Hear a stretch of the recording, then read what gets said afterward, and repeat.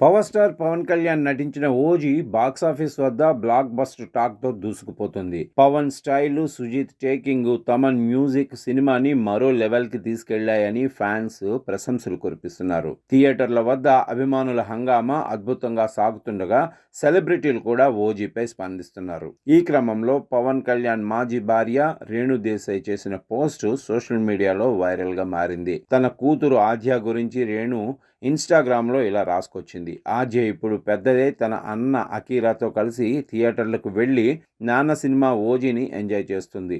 నిన్న రాత్రి, ఈ రోజు మధ్యాహ్నం, రేపు, ఎల్లుండి కూడా వెళ్లే ప్లాన్ చేసుకుంది.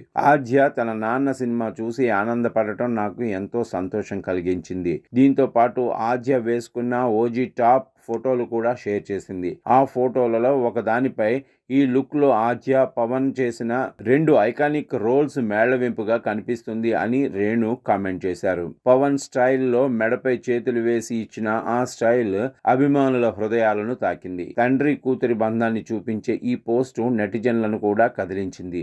ఎప్పుడూ సోషల్ మీడియాలో యాక్టివ్గా ఉండే రేణు తన పిల్లలతో గడిపిన క్షణాలను తరచూ షేర్ చేస్తూ ఉంటారు. ఇక ఓజీ విషయానికి వస్తే, ప్రీమియర్లతోనే రికార్డులు బ్రేక్ చేసి మొదటి రోజు కలెక్షన్లతో కొత్త హిస్టరీ క్రియేట్ చేసింది.